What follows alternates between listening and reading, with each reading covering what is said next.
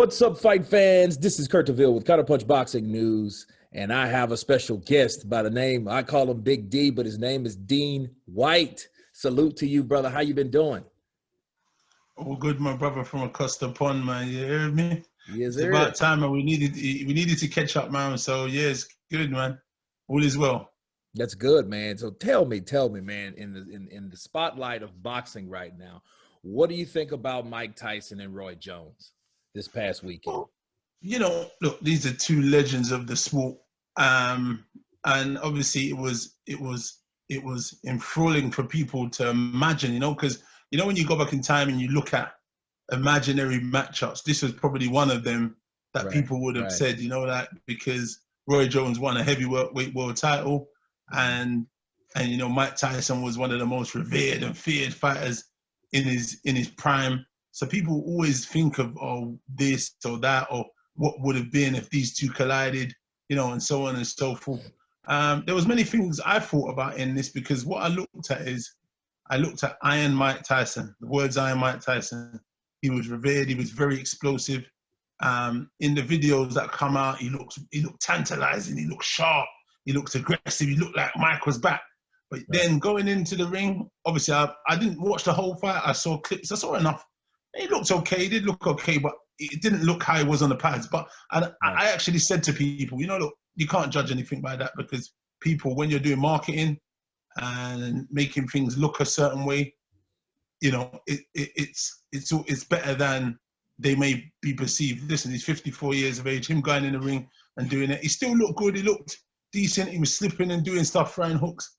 Roy managed to survive, and then they called it a draw. But I thought even before, I thought it might be an issue. I felt like Roy would box and move and look good as he did, but then I felt like his chin has forgiven him a few times as he's gone on in his career, and he lost to people he shouldn't have lost to, and now they've got that great Hall of Famer's name on the W column in their record, which is, when you go back and look in the history books, people like Enzo Maccarinelli, no discredit to Enzo Maccarinelli. I remember he was a good fighter. He was a European world champion, cruiserweight, and he packed a hell of a punch. But we're talking about if Roy Jones Jr. in his prime against Enzo Maccarinelli, it's not really too much of a competition. So when you look at certain stuff, I just look at fighters fighting on past their prime. I get it. It's when you're in this sport and you love it without reservations, and it can consume you, and you can watch it all day and not really get too tired. You can talk about it all day and still be good, and watch it on Instagram, read it in a newspaper or magazine, and still be like, hey, I still could enjoy a little bit more. That means, it's one of those, it's in your blood, and it's for life. You know what I mean? So I don't know. It's probably hard for these boys to leave all that glory, all that glory of being a star, being screamed at, shouted at, being the center of attention, and then you go into obscurity after you finish. When they get older, you kind of come down. You come down, and then there's other guys who are ahead of you, and then there maybe envy sets in a little bit, wishing that could have been that guy. I wouldn't mind being back in there. But listen, I like to dissect things and make break them down for people a little bit. So back to Saturday night. It was good. I know a lot of people over here was tuning in because everyone was talking about it. Because like I said, it was one of those fights that people probably thought about in their lifetime. So it's good. But now he's opened a can of worms, because I've been reading now today that Holyfield's saying, hey man, sign the contract. Right. You out here fighting. You out here fighting. Mm-hmm. You better, hey, listen, I'm coming. And Holyfield looks in tremendous shape for 58. Yeah. You know what I mean?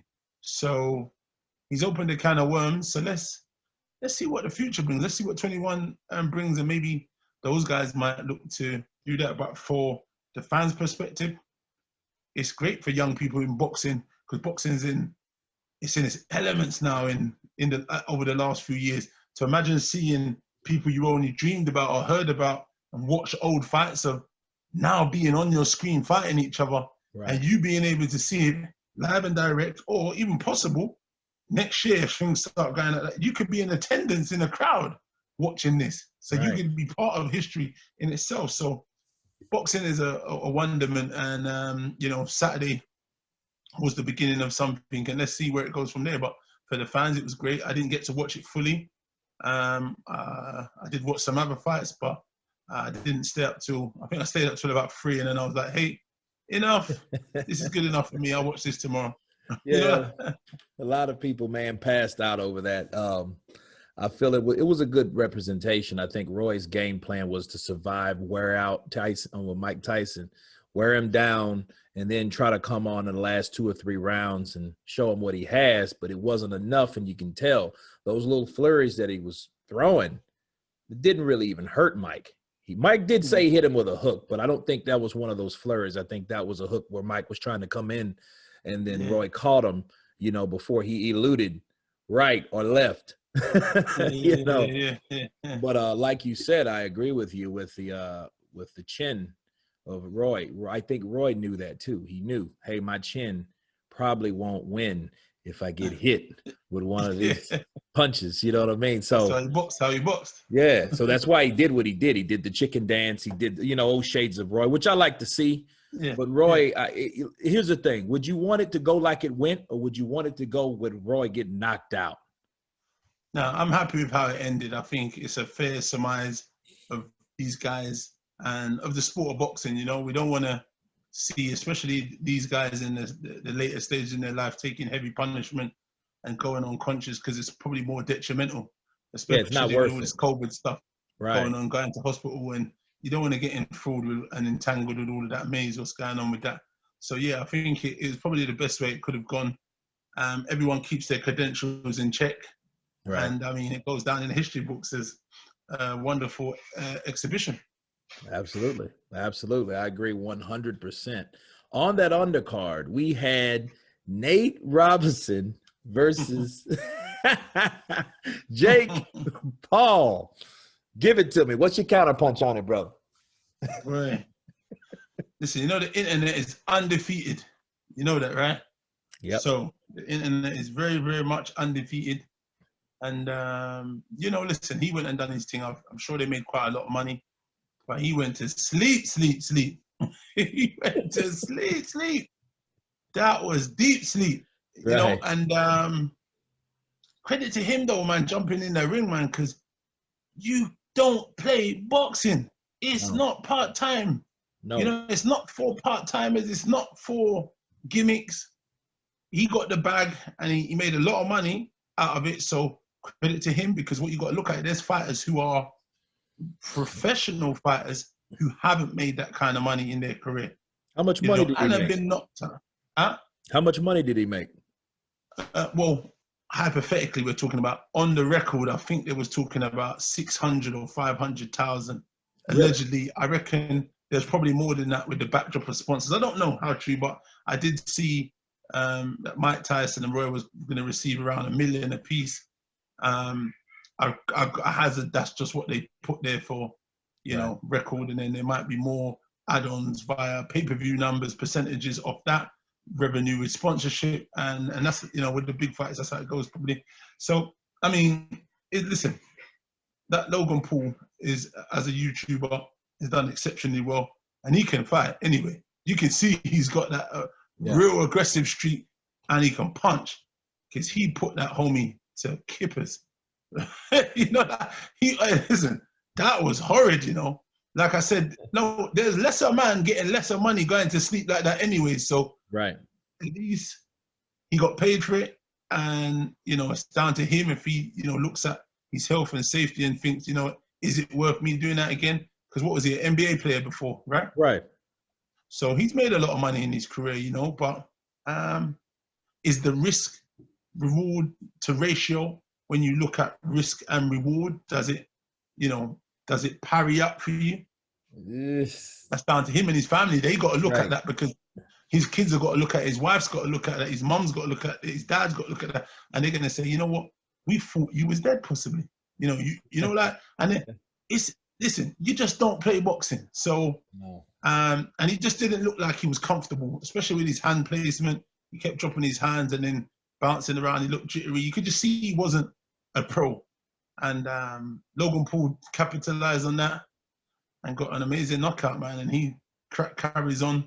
I think he's a crazy dude. He all call that his brother and his mate. Right. They bought that pound note or the dollars. Well, brother, my counterpunch is, I know he's not a professional. I know this. Neither is Mr. Paul. Neither is Jake. But was he even trained? Did anybody even train him? The way he dived at that guy like that, I mean, he dove at him like he was a stunt man or something. You know what I'm saying? Like he was diving for a bullet or from a bullet. Yeah, like he was wrestling or something like that. Yeah. I mean, that's something that, you have to take this seriously. Like you say, you do not play boxing. And I don't know, maybe he thought it was a game or whatever, the way I didn't understand it. And it was, to me, this is what I don't like. I don't like to see anyone go in there and just beat the dog shit out of the next person, the other opponent. Yeah. It has to be somewhat of, this guy did this and this guy did that, and back and forth. Not one guy just destroying another guy to that degree. I mean, it didn't last long. So, I mean, we really don't know how it could have developed or what skills, but because he got hit, he was out.